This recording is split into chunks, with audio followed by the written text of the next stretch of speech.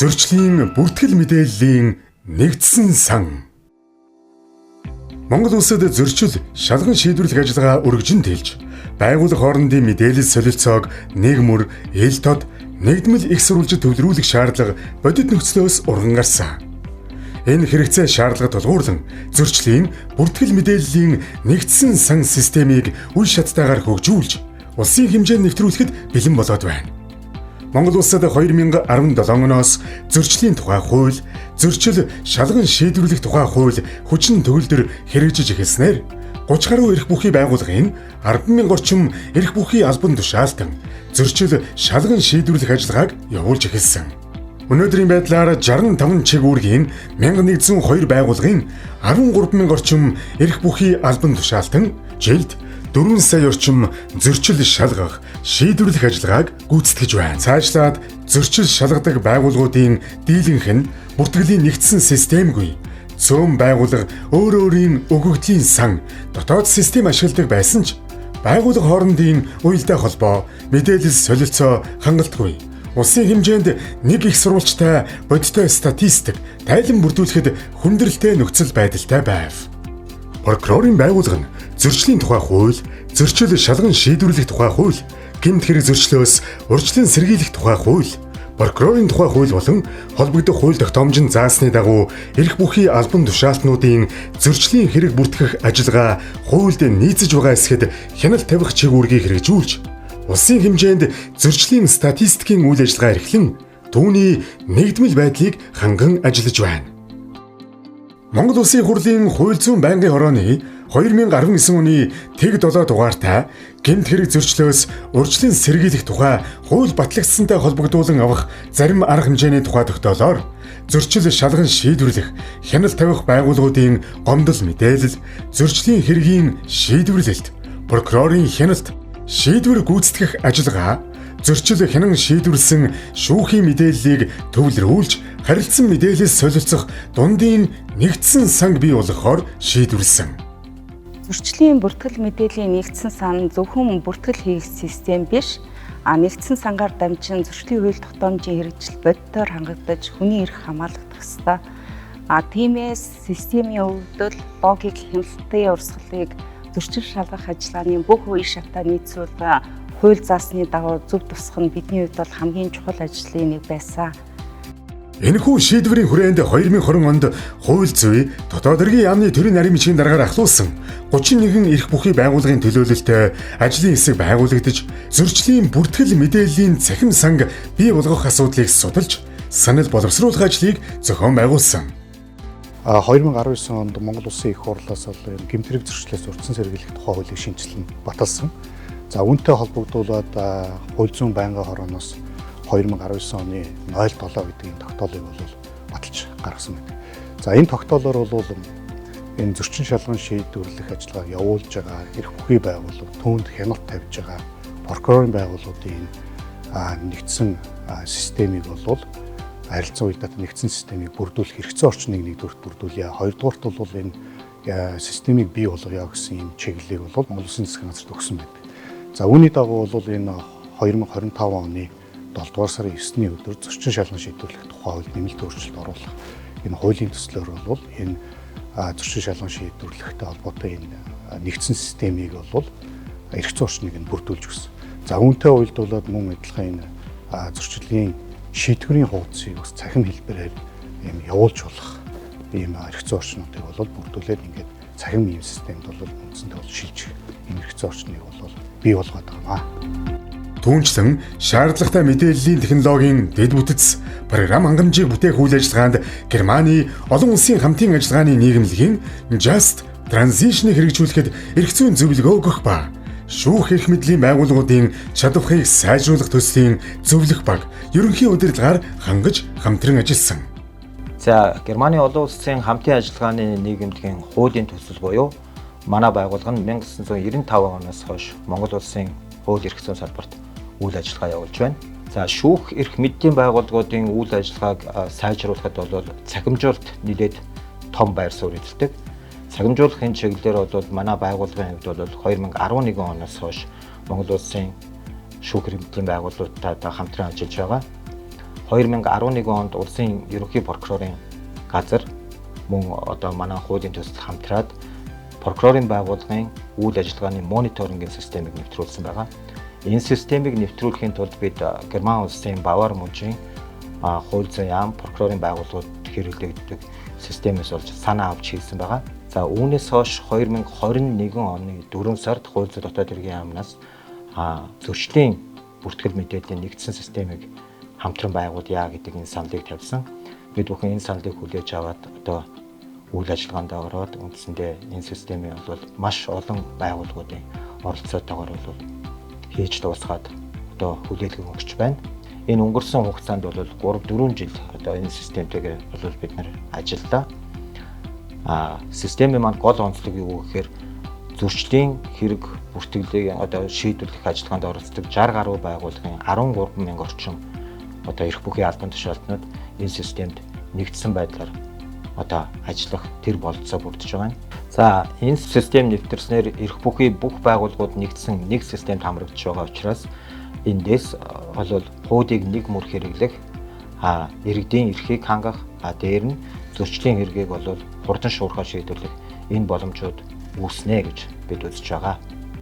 Төслийн хүрээнд нэгдсэн сангийн хөгжүүлэгчийг сонгон шалгаруулж IT Zone компани гүйцэтгэгчээр шалгарснаар зөрчлийн бүртгэл мэдээллийн нэгдсэн санг бий болгон хөгжүүлэх ажлыг 2021 оны 12 дугаар сарын 3-ны өдрөөс албан ёсоор эхлүүлсэн. Хөгжүүлэлтийн явцад холбогдох талууд хамтран процессын судалгаа, системийн архитектурын зураглал, модулийн төлөвлөлт, ажлын даалгавар боловсруулах зэрэг эхний шатны ажлуудыг гүйцэтгэж, улмаар програм хангамжийн хөгжүүлэлт, засвар, туршилт зэрэг олон үе шаттай ажиллагааг хэрэгжүүлсэн. Хөгжүүлэлтийн явцад 2023 оны 12 дугаар сарын 7-ны өдөр зөрчлийн тухай хуульд торгох шийтгэлийг хугацаанд нь биелүүлсэн тохиолдолд хөнгөлөлт үзүүлэх, хугацаанд биелүүлээгүй тохиолдолд нэмэгдүүлэн тооцох зохицуулалт шинээр тусгагдсан.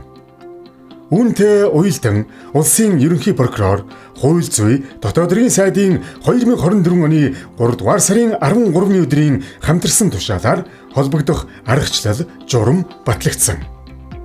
Эдгээр эрх зүйн өөрчлөлтийг хэрэгжүүлэх хүрээнд нэгдсэн сан нь e-Mongolia цахим үйлчилгээний нэгдсэн портлаар зөрчлийн холбогдогчид мэдээлэл хүргэх, сангийн яамтай хамтран торгох шийтгэлийг нэхэмжлэх үүсгэн банк болон бусад төлбөрийн үйлчилгээтэй холбогдох, мөн зарим байгууллагын шалгах төхөөрөмж, автомат зураг дүрс бичлэгийн техник хэрэгслээр нотлогдсон зөрчлийн мэдээллийг нэгдсэн санд шууд дамжуулах зэрэг нэмэлт хөгжүүлэлтийг шат дараатаагаар хэрэгжүүлсэн. Ингэснээр 2025 оны сүүл хүртэл тасралтгүй үргэлжилсэн хөгжүүлэлтийн ажлууд бүрэн дуусгар болсон.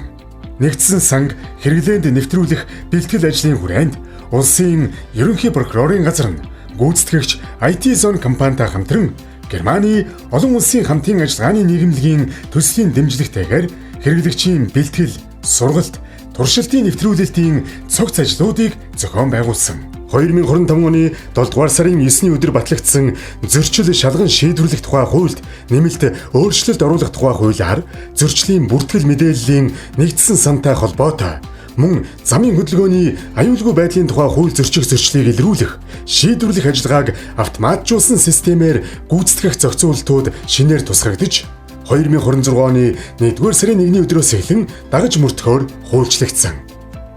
2024 оны 11-р сард сургагч, багш болон хэрэглэгчийн гарын авлагыг боловсруулж, цагдаагийн байгууллагын 37 алба хаагч, аймаг, нийслэл, тээвэр, дүүргийн прокурорын газрын 21 прокурорыг сургагч багшаар бэлтгэсэн.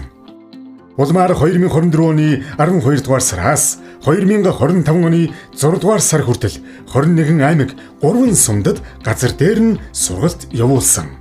Мөн нийслэлийн хэмжээнд зөрчил шалган шийдвэрлэх эрхтэй алба хаагчдад зориулсан сургалтуудыг зохион байгуулснаар улсын хэмжээнд нийт 9200 алба хаагч сургалтанд хамрагдсан.